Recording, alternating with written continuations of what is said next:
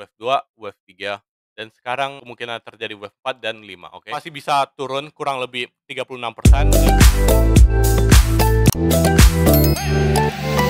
Halo semuanya, selamat datang di channel Analisa Tren. Pada video kali ini, saya akan menganalisa saham Antam. Oke, sebelum memulai, disclaimer kembali. Jika sudah, mari kita mulai. Antam. Seperti biasa, saya akan mulai analisa dari time frame monthly. Untuk skalanya ini saya pakai skala logaritma, oke? Kita mulai dari analisa Ichimoku. Di sini kita bisa lihat Senko Spanbank-nya flat, A-nya cenderung flat, Kijun Sen-nya flat, Tenkan-sen juga cenderung flat. Jika di atas candle, secara keseluruhan ini adalah bullish yang sedang terkoreksi, oke? Dimana kalau kalian perhatikan kenaikan sejak COVID Maret 2020 sampai Januari 2021, kenaikannya cukup tajam, impulsif, tapi diiringin sama ini, apa, kumo week kumo monthly yang cukup tipis. Artinya apa? Kalau kenaikan dengan kumo yang tipis, ada 2 kemungkinan. Kemungkinan pertama yaitu dia retrace cukup dalam baru lanjut naik, atau kalau enggak dia akan retrace cukup lama baru bisa lanjut naik. Dan kasus Antam sepertinya dia ini ya, di kasus kedua yaitu dia retrace-nya cukup lama sampai mendekati ke area kumo monthly, baru bisa akan melanjutkan kenaikan lagi, oke? Nah, next, kita cek di weekly. Kalau weekly kita bisa lihat Senko Spanbank-nya flat, A-nya flat, Kijun Sen Tenkan-sen juga flat. Jika di bawah candle secara keseluruhan ini udah mulai masuk trend sideways, oke? Trend sideways. Nah, untuk resistennya ada di mana? Ada di sini, 3.170, dan untuk supportnya ada di sini, sekitar 1.700, oke? Nah, next kalau di daily ini jelas ya, ini adalah bearish trend untuk daily. Bears Kumo ini udah semua mengarah ke bawah, oke. Nah, oke, setelah ini, setelah Ichimoku kita dapat, kita mau cek secara elliott wave, langsung saya gabungin sama Kumo Ichimoku dan stokastik, oke. Nah, di sini kita bisa lihat low paling rendah adalah di sini, yaitu di Desember 2015. Kita akan mulai counting dari ini, ada wave 1, ini wave 2, wave 3, dan sekarang kemungkinan terjadi wave 4 dan 5, oke? Di mana wave 4 kemungkinan memang masih belum selesai di sini, di Januari 2022, oke? Kenapa? Karena kalau kalian lihat momentumnya, ini sepertinya emang masih belum cukup momentumnya untuk naik ke wave 5, oke? Jadi ada kemungkinan dia masih akan lanjut turun momentumnya, baru bisa lanjut naik untuk mengejar ke wave 5, oke? Jadi kesimpulannya gimana? Secara struktur ini emang masih belum wave 4, sesuai lah ya sama Ichimoku, yaitu dia akan retrace cukup lama sampai mungkin mendekati Kumo, sampai momentumnya terjadi.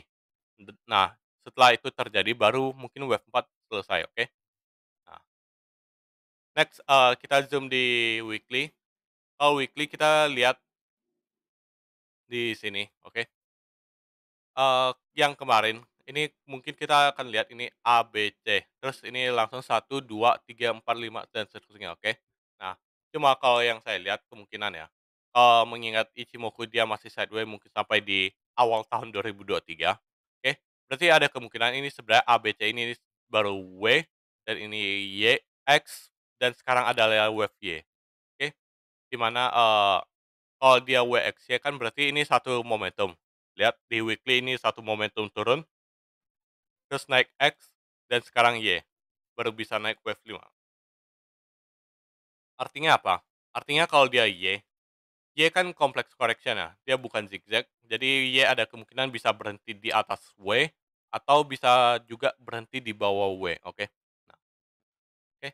Nah, terus untuk di daily ini strukturnya masih belum jelas terbentuk, oke, dan momentum belum ada yang spesial di daily, oke.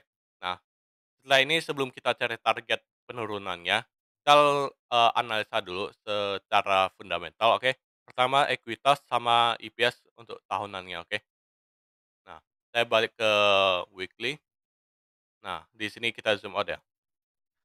Untuk Antam, secara ekuitas, ini kalau kita lihat dari 2005 sampai sekarang ini kecenderungannya selalu naik, walaupun naiknya tuh sempat, mmm, agak pelan, naik tajam, agak pelan, naik tajam, naik agak pelan lagi, sekarang udah mulai naik lagi, oke. Nah, terus EPS-nya gimana? Kalau EPS, ini emang mungkin nggak terlalu stabil ya EPS-nya, cuma secara keseluruhan ini masih cukup oke kalau yang saya lihat. Nah, secara keseluruhan gimana Antam? Kalau Antam kalau menurut saya pribadi kalau dibilang bagus, perusahaannya bagus, tapi nggak bagus-bagus banget. Kenapa? Karena IPS-nya ya kayak gini, kalian bisa lihat, secara ekuitas ini masih dibilang cukup oke lah, oke. Cuma IPS-nya yang agak kurang. Nah, next kita mau cek secara ini, PB ratio dan digabungin sama Bollinger Band, oke. Nah, untuk Bollinger Band saya pindahkan ke panel yang telah ada di bawah, buka setting, ini saya hilangkan hilangkan, pertebal. Terus untuk panjangnya ini saya pakai 260 candle ya, karena kalau di weekly itu setara, 5 tahun, oke. Sumbernya saya pakai PB ratio, oke. Nah, biar lebih jelas saya mau, kasih skala logaritma juga di PBV, oke. Nah, di sini, kita bisa lihat, Antam di harga 2.290 itu punya PBV 2,47, oke. Di mana rata-rata PBV 5 tahunannya ada di ini, 1,56, oke. Artinya apa? Kalau Antam ini mau balik ke 1,56 PBV, artinya harga sekarang 2.290 dibagi PBV sekarang itu 2,47 kali sama ini, rata-rata 5 tahunannya ada di 1,56. Hasilnya itu kurang lebih di sini ya, 14 oops, 1450, 1.450, oke. Ini hasilnya, oke. Kalau misal dia Antam mau balik ke PBV 5 tahunannya, oke. Nah, kalau misalnya Antam ini balik ke PBV 5 tahunannya, artinya apa? Artinya, Antam sebenarnya udah nggak hitungannya nggak mahal-mahal banget, oke. Kalau dia balik ke kurang lebih 1.050, 1.500, oke. 1.450 itu dekat angka psikologis 1.500, oke. Nah, jadi ini mungkin bisa jadi cluster atau strong support untuk Antam di 1.500 untuk wave 4-nya ya, oke. Nah, kita cek, secara ini, daily. Kalau daily di Bollinger Band 260 candle itu kan kurang lebih 1 tahun kan. Artinya apa? Artinya Antam ini sebenarnya kalau di harga sekarang ini emang kecenderungannya lebih murah dari 1 tahun terakhir, tapi, masih belum bener-bener relatif murah, oke. Dia kalau murah banget itu kalau dia ini, bisa turun di bawah Bollinger Band-nya, oke. Yaitu ketika ini, misalnya ini, oke. Jadi kapan untuk waktu cicil Antam, kalau menurut saya pribadi, kalian cek tahunannya di gini, time frame daily, tapi PBV-nya itu di bawah Bollinger Band nih, yaitu ketika kayak gini, oke.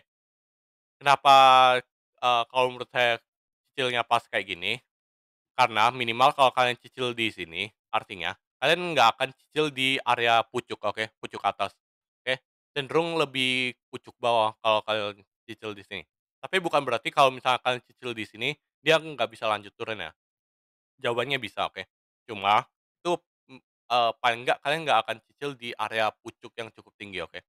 Nah, apalagi kalau kita lihat penurunannya kalau misal sampai 1.500 berarti kan ini bisa jadi, dia akan turun tajam dong, kan. Nah, mungkin ini nanti Bollinger Band-nya ini nggak akan sempat kejar dan bisa dibilang ini bisa jadi, sempat di bawah ini, oke. Nah, cuma, kalau secara ini kan secara PBV aja kan, kita nggak bisa benar-benar tahu perkiraannya tuh di mana, oke. Nah, habis ini, kita mau coba ini, cari target, oke, target dari wave 4. Untuk target wave 4 itu seperti biasa kalau untuk mencarinya pakai Fibonacci retracement dari panjang wave 3, oke.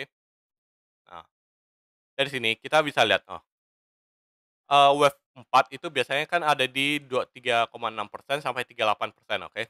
Nah, di sini ada cluster di dekat 38%, oke. Fibonacci 38%, terus angka psikologi 1.500 dan, PBV 5 tahunannya ada di 1.450, oke. Artinya apa? Plus minus 1.500 ini akan jadi strong support, oke. Nah, terus pertanyaan berikutnya, kalau misal dia nggak break sampai 1.700 artinya berapa? Artinya di area sini, oke. Saya balik ke monthly ya. Nah, kalau di ini time frame monthly, lihat nih, perhatikan Senko Span Bank-nya, ini ada di kurang lebih 1.900, oke. Artinya apa? Sebenarnya support pertama itu ada di kurang lebih 1.700 sampai di area 2.000, oke. Walaupun ini emang cluster-nya nggak terlalu bagus, agak luas ya cluster-nya. Coba ini mungkin akan jadi support pertama, kalau misalnya 1.700 masih bisa tertembus, dia akan lanjut ke kurang lebih 1.500. Tapi artinya apa? Penurunan ini itu target minimalnya itu ada di kurang lebih 2.000, oke. Nah, jadi, siap-siap aja kalau misalnya harga ini udah sampai ke 2.000 terus, eee, kelihatan secara momentum itu udah mulai ada pembalikan dan seterusnya, mungkin bisa mulai cicil masuk, tapi tunggu konfirmasinya juga ya, oke? Nah, jadi targetnya itu kurang lebih 1.700 sampai 2.000. Kalau misal masih tembus, artinya dia akan ke area strong support-nya ada di 1.500, oke? Nah, terus untuk wave 5 kita proyeksikan nih. Kalau misalnya ini udah selesai nih kan, anggap dia nggak sampai ke skenario terburuk. Artinya apa? Wave 5 itu proyeksinya tuh mau kemana, oke? Kita mau tarik external retracement dari ujung wave 3 ke ujung wave 4 yang udah terjadi di 1.700. Terus saya mau proyeksikan panjang wave 1 ke ini, wave 4 yang di 1.700 ini, oke? Dan sini kalau kita lihat ini ada ini, strong classic resistance dan ada angka psikologi 4.000, oke. 4.000. Nah, dari sini gimana? Kita bisa lihat, pertama nih, Fibonacci 61,8, Fibonacci 1272, strong classic resistance dan angka psikologi 4.000, oke. Artinya apa? Kemungkinan untuk wave 5 itu kemungkinan minimal lah ya, dia kejar plus minus 4.000, oke, area plus minus 4.000. Nah, berarti gini, saya hapus dulu Fibonacci-nya. Nah, berarti gini, kalau misal wave 4, ini kan ada kemungkinan dia akan selesai di kurang lebih 1.700 sampai 2.000, oke. Skenario buruknya dia selesai di 1.500, oke. Nah, untuk target wave 5-nya nanti, itu minimum ada di mana, eee, minimum itu mungkin ada di kurang lebih 4.000, oke. Nah, artinya apa? Di harga sekarang, ini masih ada chance penurunan 1.500 ke 1.500, artinya, eee Antam masih bisa turun kurang lebih 36% dan bisa naik kurang lebih 75%, oke. Nah, apakah itu bagus? Itu bisa kalian simpulkan, balik lagi ke money management kalian masing-masing, oke. Nah, oke, jadi untuk kesimpulannya Antam secara tren sebenarnya masih tren bullish, oke. Tren bullish-nya ini sampai kapan? Kurang lebih ke mendekati Kumo Monthly, yaitu di sekitar awal tahun 2023, oke. Nah, secara strukturnya gimana? Secara struktur ini adalah wave 1, 2, 3 dan sekarang ini sebenarnya wave 4. Di mana wave 4 yang terjadi sekarang adalah wave 4 complex correction. Nah, terus secara momentum ini belum ada momentum yang berarti, belum ada divergence secara momentum di Antam. Nah, terus secara PBV gimana? PBV mungkin Antam ini bisa balik ke PBV 5 tahunannya, kurang lebih di 1.500, oke, kalau dia mau balik. Nah, baru bisa melanjutkan kenaikan sampai ke target kurang lebih minimal di plus minus 4.000, oke. Nah, oke, sekian untuk Antam, disclaimer kembali. Nah, oh ya, satu lagi ya, misalnya Antam udah ini kan, turun cukup dalam, kapan konfirmasinya wave Y-nya ini selesai? Yaitu ketika Antam bisa break Kumo Daily, oke. Misalnya ini Kumo Daily, oke. Terus Antam ini lanjut turun sampai ke area target, misalnya di sini atau di sini, oke. Nah, perhatikan, Antam itu pastikan dia bisa break Kumo Daily dulu, oke. Jadi kalau dia masih kayak mau deketin Kumo Daily tapi masih false break, kalau menurut saya itu hati-hati karena belum ada konfirmasi yang pasti. Ya tunggu inilah ya, Antam bisa tembus Kumo Daily, oke, baru bisa terkonfirmasi benar-benar kalau wave 4-nya udah selesai, oke.